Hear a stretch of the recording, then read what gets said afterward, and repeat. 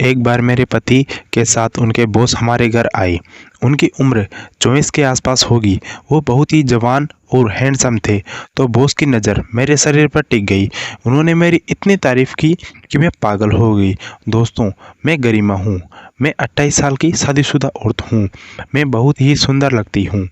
मुझे जो कोई भी देखता उसकी लार टपक जाती हैं, आंखें खुली की खुली रह जाती हैं। हमारा घर गांव में है। मैं अपने पति के साथ शहर में रहती हूँ, जहाँ मेरे पति काम करते हैं। मैं शादी के 6 महीने बाद उनके शहर में रहने आ गई थी। मेरे पति एक प्राइवेट कंस्ट्रक्शन कंपनी में काम करते हैं।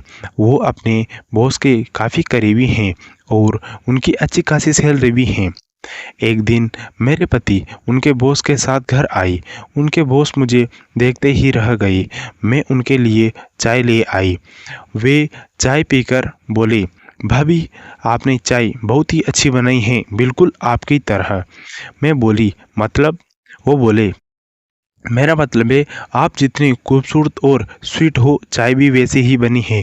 उन्होंने मेरी तारीफ़ की और पति से बोले, तुम बहुत नसीब वाले हो संजय कि तुम्हें इतनी खूबसूरत पत्नी मिली है। कुछ देर बाद वो लोग चले गए। मेरे पति के बॉस का ध्यान पूरे समय मुझ पर ही था। मुझे उनसे मिली तारीफ से काफ़ी अच्छा लगा था। मैं उनके बारे में सोचने लगी। वो काफ़ी हैंडसम और स्मार्ट थे। शायद जिम भी कर जाते थे। कुछ दिन बाद वो दोनों ही फिर से आए। मैं बोली, आप क्या लोगे सर, चाय या कॉफ़ी या ठंडा? वो बोले, ठंडा। कॉफ़ी चल जाएगी।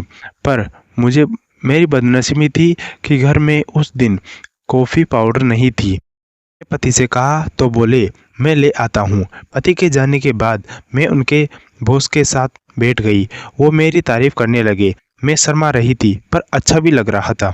मैं उन्हें थैंक यू बोल रही थी। ऐसे ही बात करते करते उन्होंने मुझसे मेरा फ़ोन नंबर मांगा। बॉस बोले, गरिमा, यदि तुम्हें बुरा न लगे तो क्या मैं तुमसे कभी फ़ोन से बात कर सकता हूँ?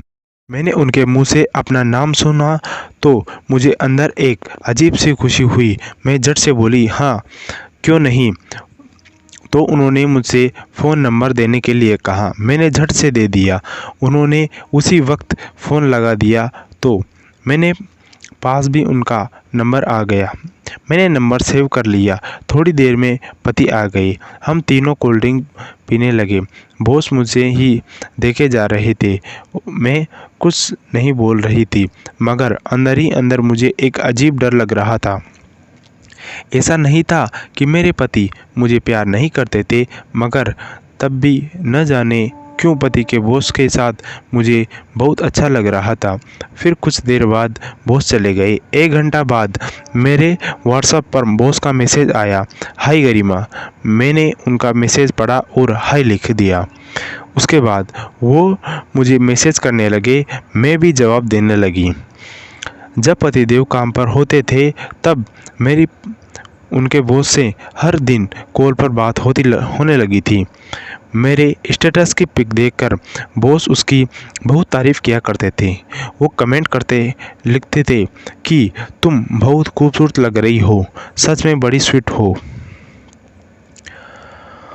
मैं उनकी इस तरह की सभी बातों का जवाब में थैंक यू बोलकर हंस देती थी। धीरे धीरे वो मुझे से खुलने लगे और मैं भी कुछ नहीं बोलती थी। उनसे मेरी बहुत बातें भी होने लगी थी। हमारे बीच वीडियो कॉल पर बात भी होने लगी थी। हम दोनों आपस में अपनी हर बात को शेयर करने लगे। मैं उनसे मोहब्बत करने लगी थी। मैं उनको वो बात भी बता देती थी जो मैंने पति को नहीं बताई थी। मतलब मैं शादी से पहले बॉयफ्रेंड के बारे में अपनी बातें उन्हें बताने लगी थी। एक दिन बॉस ने मुझे वीडियो कॉल पर प्रपोज किया। मैंने भी उनको हाँ बोल दिया। मैं बोली, बस मैं आपसे शादी नहीं कर सकती हूँ। तो वो बोले, हाँ ठीक है। वैसे वो भी नहीं चाहते थे कि शादी का झमेला हो। फिर हम दोनों ने मिलने का प्लान बनाया। उस दिन बॉस ने पति को किसी काम से भेज दिया था। पति बाहर जा रहे थे तो मैंने अपने पति से अपनी सहेली से मिलने जाने का कहा। पति ने हाँ कह दी। पति के जाते ही बॉस आ गए और मैं बॉस के साथ उनके फ्लैट पर आ गई। वो एक बंगला था जहाँ वो और उनके कुछ नौकर थे। उस दिन उस बंगले पर कोई नहीं था जहाँ वो और उनके कुछ नौकर रहते थे। उस दिन उस बंगले पर कोई नहीं था। जब वो मुझे उधर ले गए थे, वो मुझे अपने साथ कार में घर तक ले गए थे। जब हम दोनों घर के अंदर पहुंचे तो अंदर जाते ही मेरे ऊपर फूलों की बरसात हुई। मैं बहुत खुशी हो गई। पहली बार ऐसा किसी ने मेरे लिए किया था। हम दोनों ने एक दूसरे को मेरे पति की बुराइयां की। ये पहली बार हमने होटल में खाना खाया था। उन्होंने मुझे एक सोने का हार पहनाया, ये बहुत ही सुंदर था। फिर गुलाब फूल देकर प्रपोज किया और आई लव यू बोला। मैंने भी आई लव यू टू कहकर उनका प्रपोज स्वीकार कर लिया। फिर वो मुझे अपनी बीती कल के बारे में बताने लगे और मैं भी अपनी पिछली जिंदगी के बारे में बताने लगी। उसके बाद बॉस ने मुझे एक बॉक्स दिया और उसमें रखी कपड़े पहनकर आने को बोला। वो लाल कलर की साड़ी थी। मैं जैसे ही बॉस के सामने गई, वो पागल हो गए और मेरी तारीफ करने लगे। सच में डार्लिंग कितनी अच्छी हो। फिर वो मुझे अपनी साथ कहकर एक बेडरूम दिखाने ले गए।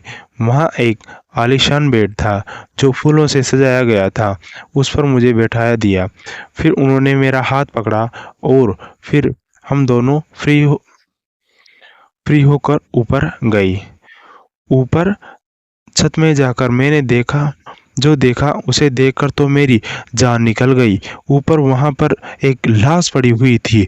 उसे लाश को देखते ही मेरे तो हाथ पैर कांपने लगे। मैंने उसने पूछा कि यह कौन है, यह कैसे मारा? तो उसने मुझसे कहा कि मुझे पता नहीं है यह कौन है, यह कैसे मरा। मरे हुए आदमी का चेहरा नहीं दिख रहा था। उसका चेहरा पूरा बिगड़ा हुआ था। लेकिन जब मैं घर आ गई तो मेरे पति घर वापस नहीं आए और बहुत दिन गुजर गए। मेरे पति काम से वापस नहीं आए तो फिर मैं पुलिस में एफआईआर दर्ज कराई। फिर मेरे पति का कुछ पता ना चला, लेकिन 2 महीने बाद जब पुलिस वालों ने जांच पड़ताल की तो पता चला कि आपके पति का मर्डर कर दिया। मैं यह सुनकर तो मेरे रोंगटे खड़े हो गए।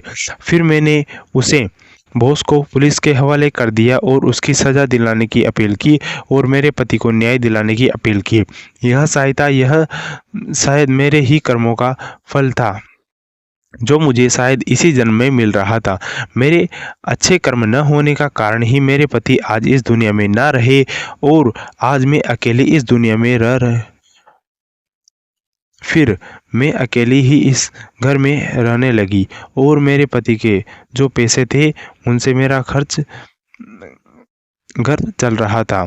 लेकिन 7 साल बाद जब मेरे पति का बॉस जेल से रिहा हो गया तो वह मेरे पास आया। उसने कहा कि तुमने पुलिस से क्यों कहा? अब या तो तुम मुझसे शादी करो या फिर मैं तुम्हें मार भी डालूंगा। यह सुनकर मैं तो दंग रह गई। वह जालिम बस मुझे भी मार देना चाहता था।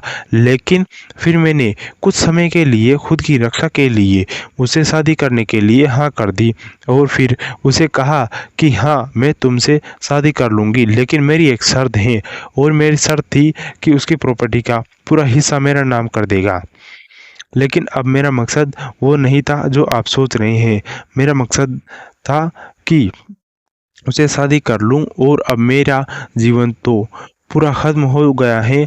अब मैं उसे शादी करके उसकी प्रॉपर्टी पूरी अपने नाम करके मैं उन बेसों को, गरीब और विधवा महिला जो मेरी तरह यह विधवा सभी अनाथ बच्चों के मैं उन सबको देख कर अपने जीवन का त्याग करना चाहती हूँ। मैं जानती हूँ कि कुछ ना होगा, शायद मेरे पति भी मुझे ऊपर से देख रहे होंगे कि मुझे कैसी पत्नी मिली है। तभी मेरी मुलाकात एक मुरारी नाम के लड़के से होती है, जो एक सज्जन और ईमानदार सम्मानित घर से ताल्लुक़ रखता है। वह मुरारी मुझसे कहता है कि मैं आपकी सराहना करता हूँ कि आपने न केवल अपनी गलती स्वीकार की, बल्कि अपने बॉस की पत्नी के साथ जो कि अपने रिश्ते में को ठीक करने की भी इच्छा जाहिर की। हालांकि इस रिलेशनशिप फिक्सिंग में आप दोनों को साथ में शामिल होना बहुत ज़्यादा ज़रूरी है। ऐसा इसलिए क्योंकि आप दोनों की गलत रिश्ते में हैं, जो किसी एक चाहने से ख़त्म नहीं हो सकता है। आप दोनों न केवल एक दूसरे से अलग होना पड़ेगा, बल्कि एक साथ अपनी अपनी शादी पर काम करने की भी ज़रूरत है। हो सकता है कि बॉस की पत्नी आपके साथ रिश्ता तोड़ने पर राजी न हो, तब आप अपनी गलती को मानते हुए इस पूरे किस्से को अपने बॉस के सामने भी रख सकते हैं। हालांकि सच पता चलने पर बाद आपके बहुत सी कठिनाइयों का सामना करना पड़ सकता है, लेकिन इस दौरान समझदारी से काम लें और आप चाहें तो इस पूरी सिचुएशन से निपटने के लिए किसी काउंसलर की मदद भी ले सकते हैं। यह सितंबर के महीने का आखिरी शनिवार का दिन था। बरसात का मौसम झमाझम बरसर कर गुजर चुका था। मौसम सुहावना हो चुका था। ना ज़्यादा गर्मी थी, ना ज़्यादा सर्दी थी। इस समय शाम के करीब 5 बजे थे और हम पुराने लखनऊ शहर की एक धर्मशाला के कमरे में ही थे। यह एक बंगाली धर्मशाला थी, जिसे कोई धार्मिक ट्रस्ट चलाती थी। कहने के लिए तो यह एक धर्मशाला थी, किंतु किसी 2 स्टार होटल से कम नहीं थी। इसमें कमरे का किराया भी होटल से कम नहीं था। कमरे में साफ सफाई पर विशेष ध्यान दिया जाता था। डबल बेड पर बिछा बिस्तर, चादर, तकिए और बाथरूम सभी कुछ बिल्कुल साफ सुथरा था। ट्रेन के 11 घंटे के सफ़र में थकान होनी लाजमी थी। जब मैं टॉयलेट से फ्रेश होकर आई तो अनुराग अपनी आंखें बंद करके लेटा हुआ था। मुझे आया जानकर अनुराग उठकर बैठ गया। तब मैं बेड पर ही उसके नज़दीक में ही बैठ गई और उससे बोली, क्या सोच रही हो अनुराग? किस चिंतन में खोया है? अनुराग विचारपूर्वक बोला, यह ही कि क्या मैं स्वप्न लोक में ही हूँ या जागते हुए भी मेरे सामने सपने पूरे हो रहे हैं। कहाँ मैं खुद को दुनिया का सबसे बदकिस्मत इंसान समझता था और आज जैसे मैं दुनिया का सबसे खुशकिस्मत इंसान हो गया हूँ। दोस्तों, अगर आपको कहानी अच्छी लगी तो कमेंट करके बताएं और वीडियो को लाइक करें, चैनल को सब्सक्राइब करके नोटिफिकेशन बेल ऑन करें ताकि अगली अपडेट आपको सबसे पहले मिले।